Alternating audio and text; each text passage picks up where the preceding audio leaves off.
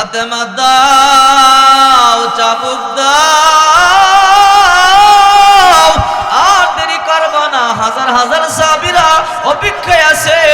গোটা মসজিদের মধ্যে কান্নার রোল পড়ে গেছে। নবীও কান্দে, সাহাবীরাও কান্দে, আল্লাহ নবীও কান্দেছে। তাড়াতাড়ি চাবুক দাও, দেরি করবা না। ফাতেমা বলে, কি বলো তাই নাকি? বলে হ্যাঁ। ফাতেমা বলে, রে হাসান, রে হুসাইন, তোরা মসজিদের মধ্যে কে যেন তোদের নানার পিঠের মধ্যে চাবুকের আঘাত করবি, তাড়াতাড়ি যা। তোরা দুইটা ভাই তোদের পিঠটা ফাইতা দে। যতগুলো চাবুকের আঘাত তোদের পিঠের মধ্যে নিবি, আমার বাবার পিঠের মধ্যে যেন একটা আঘাত না লাগে। ফাতেমা বলে, হাসান হুসাইন তাড়াতাড়ি যা, নানার কাছে যা। দুই ভাই আল্লাহর পয়গম্বর দুই পার্শ্বে গিয়া দাঁড়াইয়া বলে, নানা কে আপনার পিঠের মধ্যে চাবুক মারবে? আপনি নিজেই চলতে পারেন না, আপনি তো অসুস্থ হয়ে গেছেন গো নানা। এই মুহূর্তে কে আপনার পিঠের মধ্যে চাবুক মারে? সালমান ফারসি চাবুকটা নিয়ে আল্লাহর নবীর হাতের মধ্যে দেওয়ার পরে আল্লাহর পয়গম্বর বলল, ও কাশা আয় আয়, তুই না চাবুক মারবি, আয় আয়। ওই সাহাবীর হাতের মধ্যে দিল। ওই সাহাবী হাঁটি হাঁটি পা পা করে আল্লাহর পয়গম্বরের সামনে আসে। গোটা মসজিদের মধ্যে কান্নার রোল পড়ে গেল। আবু বকর বলে, ও কাশা, আমার পিঠটা কি তোর পছন্দ হয় না রে? যত চাবুক আছে আমি আবু বকর রে মার। বলে, না না, তোমারে মারলে হিসাব বরাবর হবে না। হযরত ওমর বড় করো। ওই দিন ওমরের চোখের মধ্যে পানি। বলে, ও কাশা, যত চাবুকের আঘাত আমারে কর, এরপর আল্লাহর পয়গম্বরে আঘাত করবি না। গোটা মসজিদের মধ্যে কান্নার রোল পড়ে গেছে।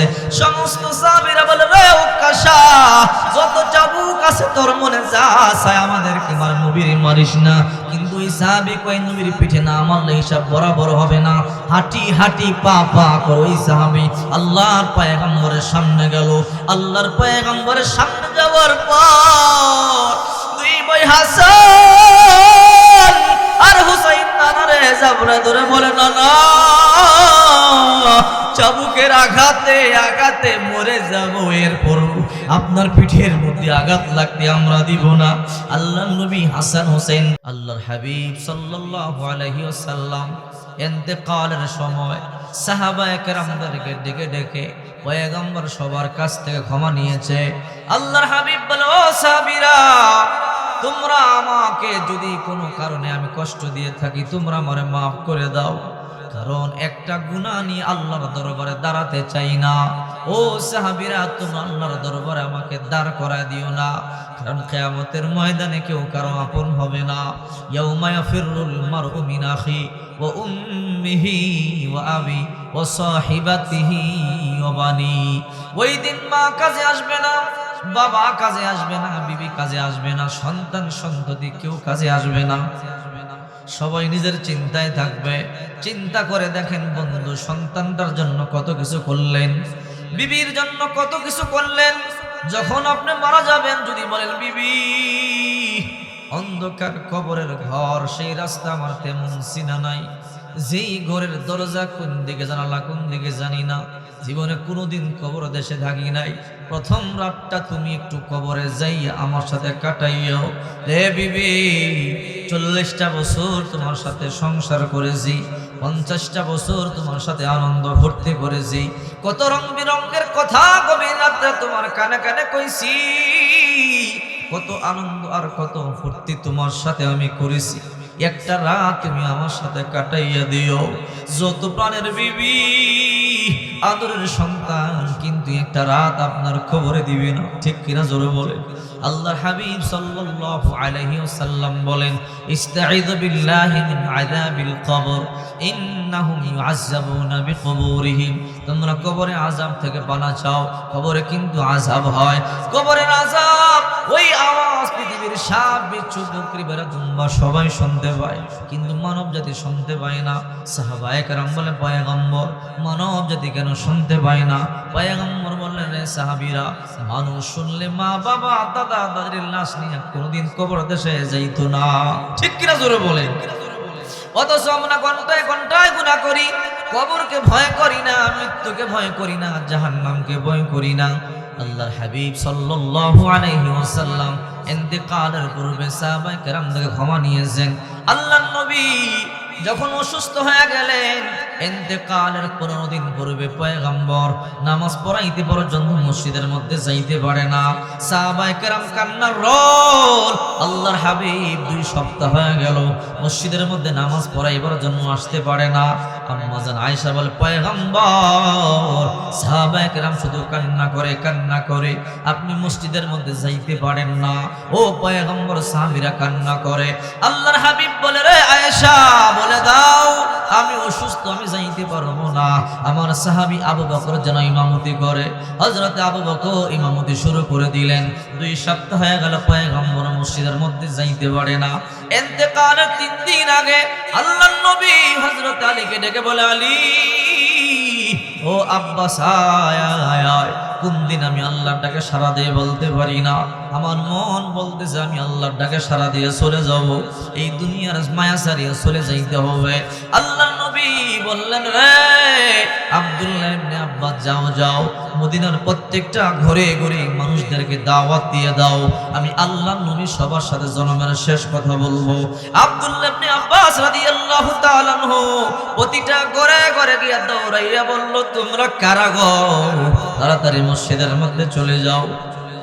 আল্লাহর হাবিব জিন্দেগীর শেষ ভাষণ দিয়ে, জানি না আল্লাহর হাবিব কি বলে, সাহাবায়ে কেরাম পাগল হয়ে গেল। পয়গম্বর 15 দিন পর্যন্ত দেখা নাই, কথাবার্তা পর্যন্ত নাই। আল্লাহর নবী 2 সপ্তাহ পর্যন্ত মসজিদের মধ্যে আসে না।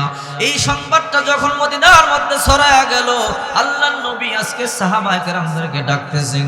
আল্লাহর পয়গম্বর শেষ ভাষণ দিবে, আল্লাহর পয়গম্বর শেষ খুতবা দিবে। এই সংবাদ শুনবার পরে গোটা মদিনার মধ্যে কান্নার রোল পড়ে গেল। সবাই মসজিদের মধ্যে চলে এলো। হাজার হাজার সাহাবী, লক্ষাধিক সাহাবী মসজিদে নববীর মধ্যে চলে এলো, জায়গা হয় না।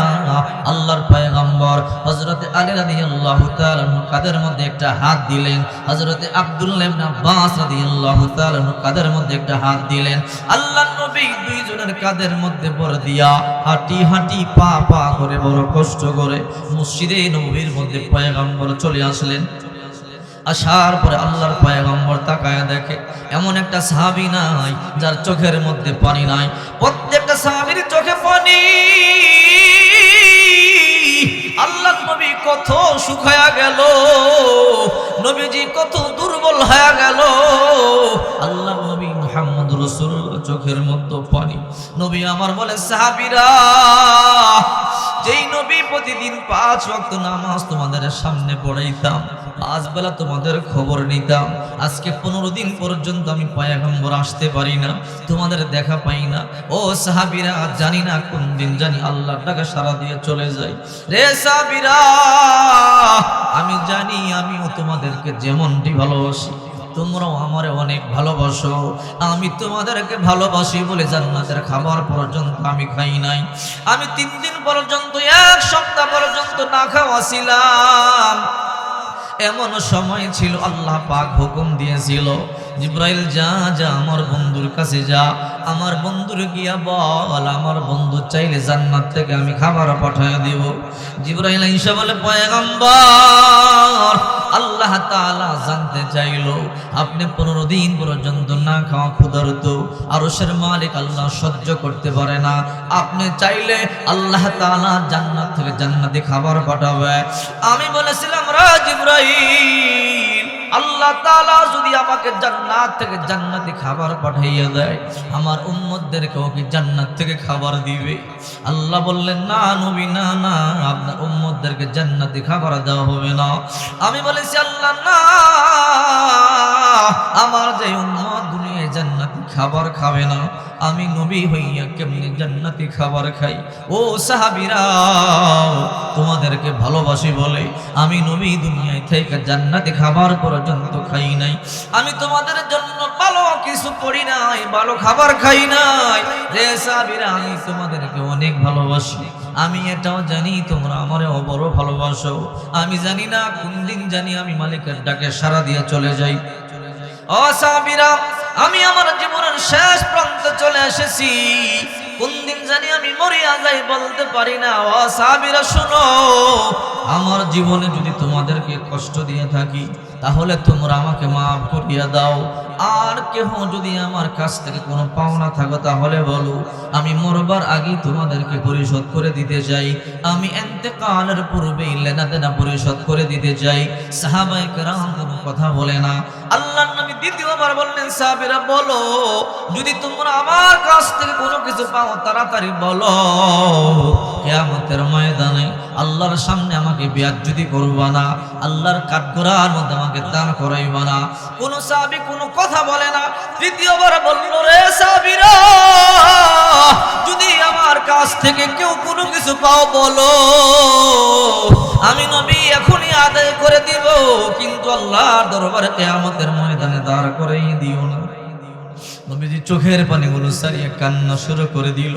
আল্লাহ নবী জনমের মতো শেষ বিদায় দিতেছে। হঠাৎ করে একজন সাহাবী ওই কর্নারে দাঁড়াইয়া বলে, পয়গম্বর, আমি আপনার কাছ থেকে কোনো কিছু পাই। আল্লাহ নবী বললেন, তুমি কি পাও বলো। ও পয়গম্বর, 2টা টাকা আমি আপনার কাছে পাই। আল্লাহ নবী তখন বললেন, এ সাহাবী, কোন সময় তোমার কাছ থেকে 2টা টাকা নিয়েছি একটু মনে করাইয়া দিবা কি? ও পয়গম্বর, আপনি বাইতুল্লাহর সামনে ছিলেন, একটা ভিক্ষুক এসে আপনার কাছ থেকে কিছু টাকা চাইছিল, আপনার পকেটের মধ্যে কোনো টাকা ছিল না। আপনি আমাকে বললেন, রে সাহাবী, যদি তোমার কাছে কোনো কিছু থাকে তুমি তাকে দিয়ে দাও, পরে তুমি আমার কাছ থেকে নিয়ে নিও। ও পয়গম্বর, 2টা টাকা দিয়েছিলাম, কিন্তু ওই 2টা টাকা আমি আপনার কাছ থেকে এখনো পর্যন্ত নেই নাই। ওগো আমার নবী, আল্লাহর কসম করে বলি, আজকে 2টা টাকা চাওয়ার জন্য আমি দাঁড়াই নাই। আপনি 3বার বললেন, কিছু পাইলে তোমরা তাড়াতাড়ি বলো। ও পয়গম্বর, আমার ভয় ঢুকলো। 3বার বললেন, না দাঁড়াইলে হয়তো আল্লাহ অসন্তুষ্ট হইতে পারে। আপনার কাছ থেকে চাওয়ার মতো অধিকার আমার নাই, ওগো নবী, সাহসও আমার নাই। আপনি 3বার বলবার কারণে আমি দাঁড়াইয়া গেলাম।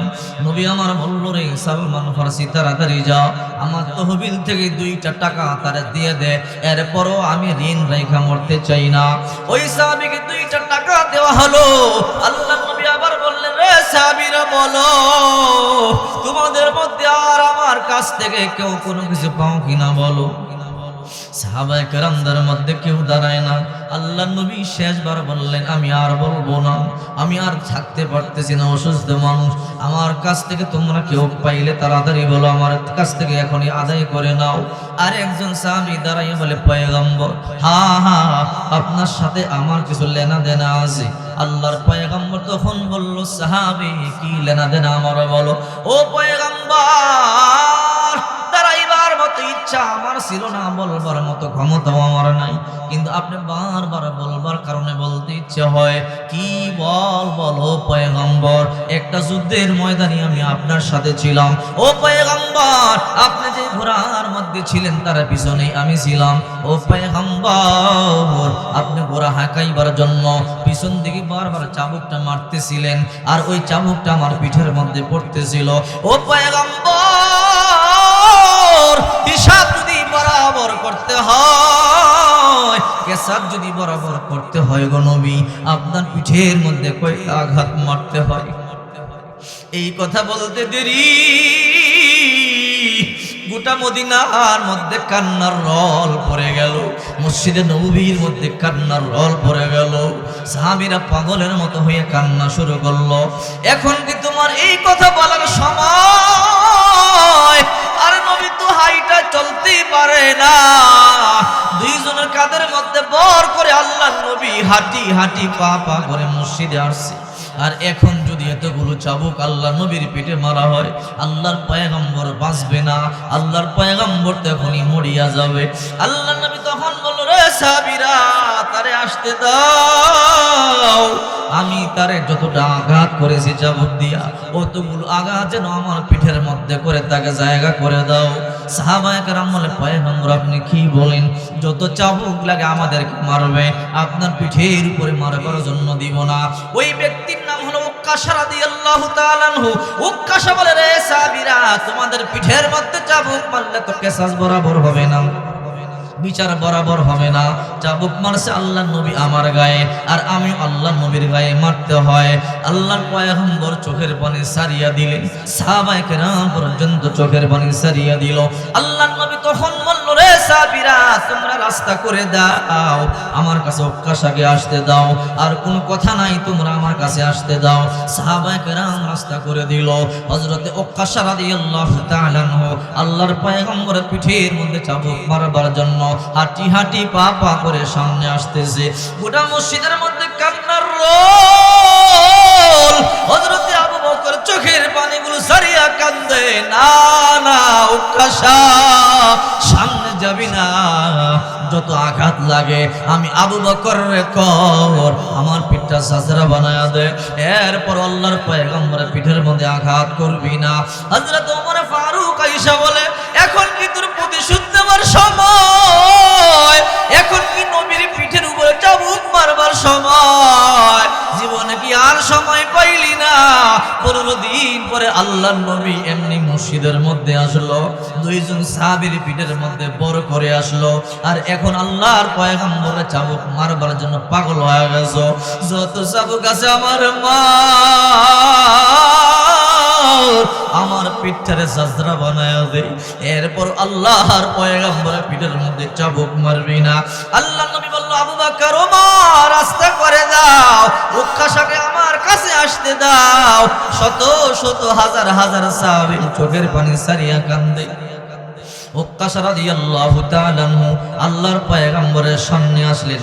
আল্লাহর পয়গম্বরের সামনে আসার পরে আল্লাহর নবী নিজের হাতের চাবুকটা ওক্কাশাকে দিয়া বললেন, রে ওক্কাশা, যুদ্ধের ময়দানে যতগুলো চাবুক দিয়ে তোমার পিঠে আঘাত করেছি, ততটা আঘাত তুমি আমার পিঠের উপরে করো। ওক্কাশা চাবুকটা হাতের মধ্যে নিয়ে বলে, ও নবী, হিসাব যদি বরাবর করতে হয়, এই চাবুকটা তো ওই দিন আপনার হাতে ছিল না, আপনার চাবুক দিয়ে আপনি আমার পিঠের উপরে আঘাত করেছিলেন। ও পয়গম্বর, হিসাব বরাবর করতে হলে আপনার চাবুক দিয়ে আপনাকে আঘাত করতে হবে। আল্লাহর নবী রাহমাতুল লিল আলামিন সালমান ফারসিকে ডেকে বলে, ও সালমান ফারসি, আয়া, ওই চাবুকটা আমি আমার কলিজার টুকরা কন্যা ফাতেমার কাছে জমা দিয়েছি, যা যা ওই চাবুকটা ফাতেমার কাছ থেকে নিয়ে আয়। হযরত সালমান ফারসি রাদিয়াল্লাহু তাআলা আনহু দৌড়াইয়া ফাতেমার বাড়িতে গেল। মসজিদে নববী থেকে মাত্র 1 কিলোমিটার দূরে ফাতেমার বাড়ি।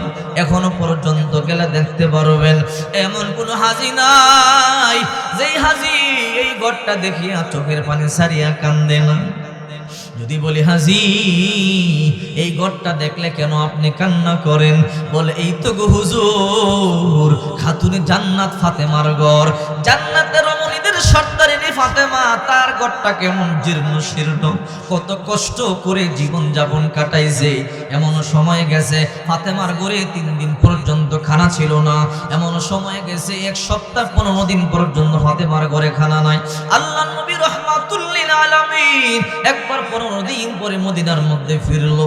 ফিরার পরে বিলাল রাদিয়াল্লাহু তাআলা পয়গম্বরকে গিয়া বলে, ও পয়গম্বর, আপনি মদিনার মধ্যে 15 দিন পরে ঢুকলেন, আপনি কি আপনার কন্যা ফাতেমার খবর রাখেননি? কি রে বিলাল, কি হয়েছে? ও নবী, জান জান, সব সময় মদিনার মধ্যে ঢোকার পূর্বে ফাতেমার সাথে সাক্ষাৎ করেন, আজকে সাক্ষাৎ করলেন না, জান একটু সাক্ষাৎ করেন। আল্লাহর নবী রাহমাতুল লিল আলামিন আসরের নামাজটা আদায় করিয়া হাঁটি হাঁটি পা পা করিয়া মেয়ের বাড়িতে চলে যায়। গিয়ে দরজার মধ্যে নক করে বলে, রে মা ফাতেমা, দরজা খোল। কিন্তু ভিতর থেকে কোনো আওয়াজ নাই। অন্যান্য সময় একবার ডাক দিলে ফাতেমা দরজা খুলে ফেলে, আজকে আল্লাহর পয়গম্বর 2 বার ডাকলেন, রে মা ফাতেমা, দরজা খোল, দরজা খুলে না। আল্লাহর নবী 3য় ডাক দিল, ফাতেমা দরজা খোলো। ফাতেমা বলে, বাবা একটু অপেক্ষা করেন, আসতেছি। বড় কষ্ট করে ফাতেমা দরজার কাছে এসে বলে, ও বাবা, আপনার মাথার মধ্যে পাগড়ি আসেনি? বলে, হ্যাঁ। এই পাগড়িটা জানালা দিয়ে ভিতরে একটা ঢিল মারেন, আমি আপনার পাগড়িটা পরিয়ে একটু আপনার সামনে আসতে চাই।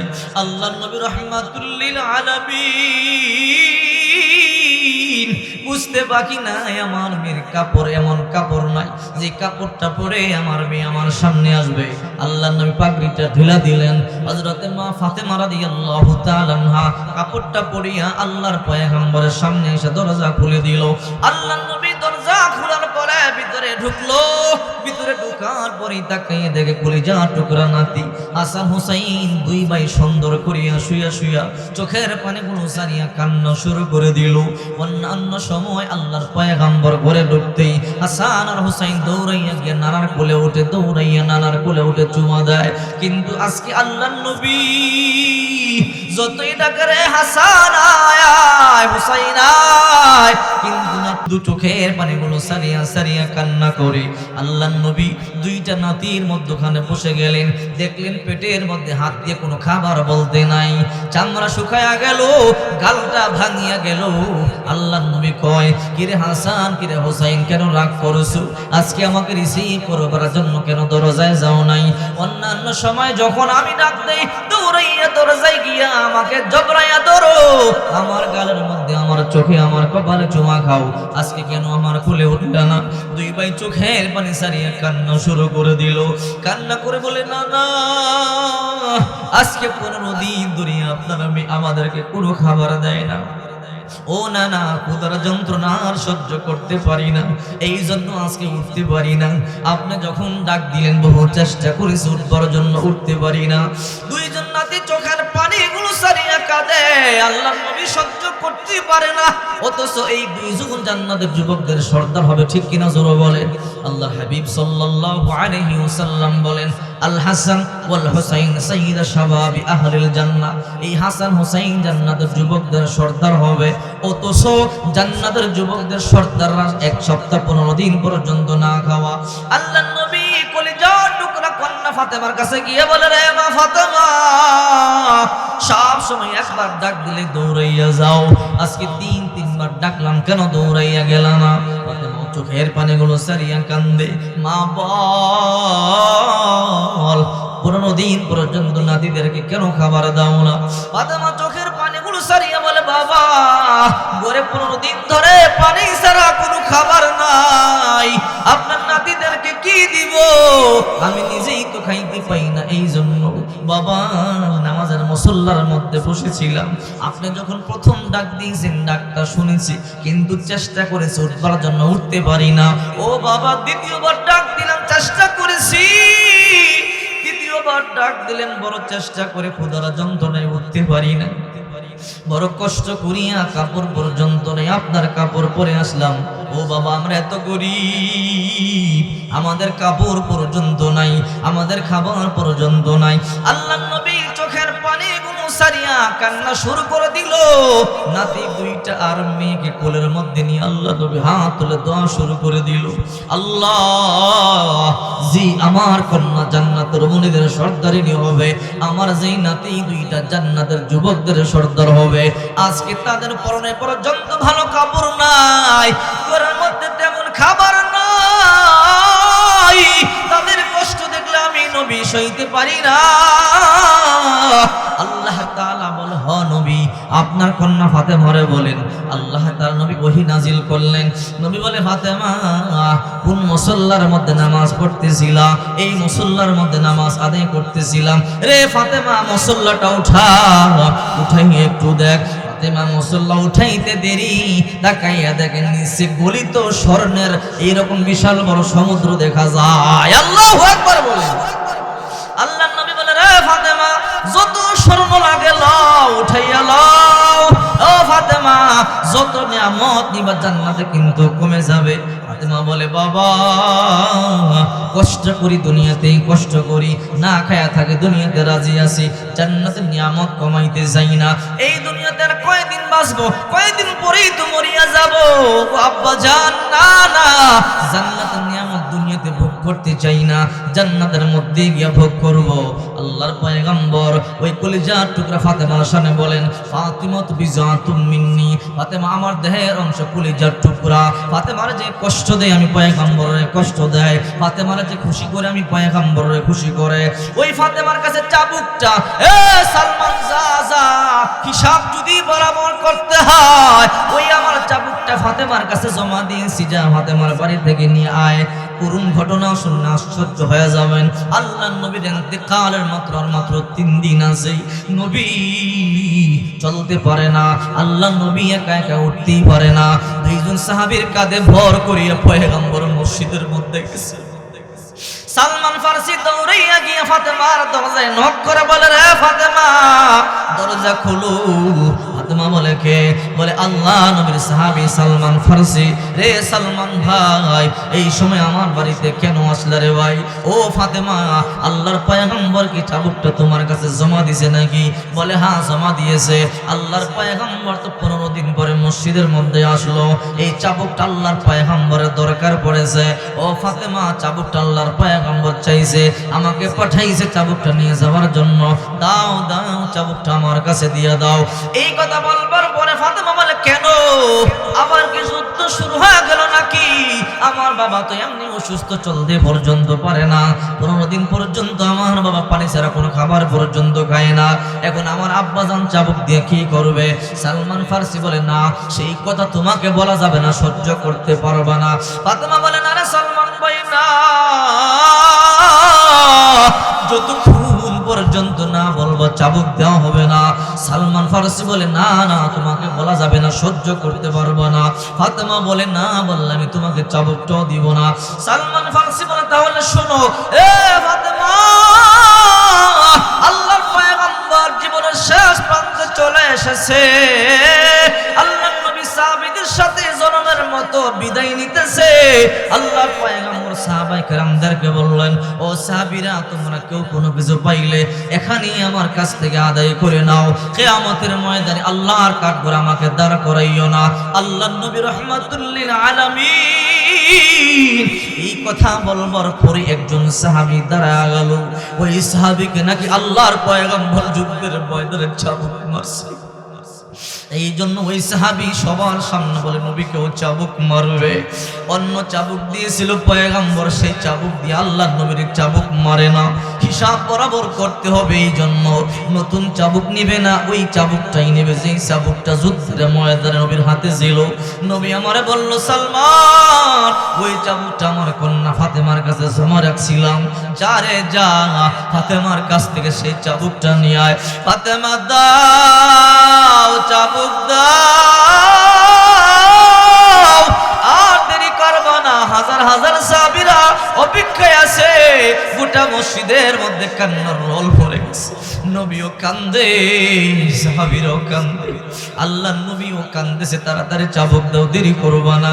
ফাতেমা বলে, কি বলো, তাই নাকি? বলে, হ্যাঁ। ফাতেমা বলে, রে হাসান, রে হোসাইন, তোরা মসজিদের মধ্যে কে যেন তোদের নানার পিঠের মধ্যে চাবুকের আঘাত করবি, তাড়াতাড়ি যা। তোরা 2টা ভাই তোদের পিঠটা ফাইতা দে। যতগুলো চাবুকের আঘাত তোদের পিঠের মধ্যে নিবি, আমার বাবার পিঠের মধ্যে যেন একটা আঘাত না লাগে।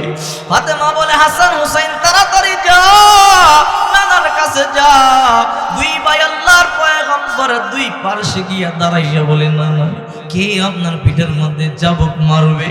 আপনি নিজেই চলতে পারেন না, আপনি তো অসুস্থ হয়ে গেছেন গো নানা, এই মুহূর্তে কে আপনার পিঠের মধ্যে চাবুক মারে?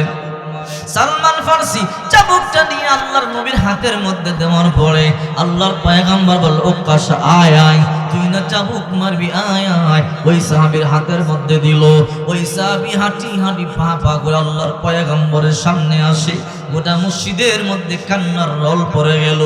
আবু বকর বলে, ও কাশা, আমার পিঠটা কি তোর পছন্দ হয় না রে? যত চাবুক আছে আমি আবু বকর রে মার। বলে, না না, তোমারে মারলে হিসাব বরাবর হবে না। হযরত ওমর বড় করো, ওই দিন ওমরের চোখের মধ্যে পানি। বলে, ও কাশা, যত চাবুকের আঘাত আমারে কর, এরপর আল্লাহর পয়গম্বরে আঘাত করবি না। গোটা মসজিদের মধ্যে কান্নার রোল পড়ে গেছে। সমস্ত সাহাবীরা বলে, রে ও কাশা, যত চাবুক আছে তোর মনে যা চায় আমাদেরকে মার, নবীর মারিস না। কিন্তু ওই সাহাবী কয়, নবীর পিঠে না মারলে হিসাব বরাবর হবে না। হাঁটি হাঁটি পা পা করে ওই সাহাবী আল্লাহর পয়গম্বরের সামনে গেল। আল্লাহর পয়গম্বরের সামনে যাওয়ার পর 2 ভাই হাসান আর হুসাইন চাপড়া ধরে বলে না না, চাবুকের আঘাতে আঘাতে মরে যাব, এরপর আপনার পিঠের মধ্যে আঘাত লাগতে আমরা দিব না। আল্লাহ নবী হাসান হোসেনকে বলে ছোড় তোরা সব, তোদের পিঠে আঘাত করলে কেসাস বরাবর হবে না। হাসান বলে রে মুক্কাশা নে, আমি হাসান আমার পিঠটা পাইতা দিলাম। হুসাইন বলে রে মুক্কাশা নে, ও নানার সাহাবী আমি আমার পিঠটা পাইতা দিলাম। আমাদের দুই ভাইয়ের পিঠ কি তোর পছন্দ হয় না রে? যত চাবুকের আঘাত লাগে তোরা আমাদেরকে গড়, এরপরও আমার নানার গায়ে একটা চাবুকের আঘাত করবি না। আমার নানা নরম আর দুর্বল হয়ে গেছে, সহ্য করতে পারবে না। আল্লাহ নবী তখন বলে রে হাসান হুসাইন সব সময় বাকি নেই, উক্কাশা আয় আমার পিঠের মধ্যে আঘাত কর। উক্কাশা রাদিয়াল্লাহু তাআলা আনহু হাতের মধ্যে চাবুক নিয়ে আল্লাহর পয়গম্বরের কাছে যায় চাবুকের আঘাত করবার জন্য। গোটা মসজিদের মধ্যে কান্নার রোল, যতই আঘাত যতই সামনে যায় সাহাবীরা আরো বেশি বেশি কান্না করে। উক্কাশা রাদিয়াল্লাহু তাআলা আনহু পয়গম্বরের সামনে গিয়ে কয়, ওগো নবী আঘাতগুলো পিঠের মধ্যে আপনি করেছিলেন। আল্লাহর পয়গম্বর চাদরটা খুইলা দিয়া বলে, নেন যত আঘাত আছে আমার পিঠের মধ্যে কর, হিসাব বরাবর কর, আল্লাহর দরবারে আমার দাঁড় করাবি না। সামনে গিয়ে বলে শুধু চাদর খুললে হবে না। নবী বলে তাহলে কি করতে হবে বল?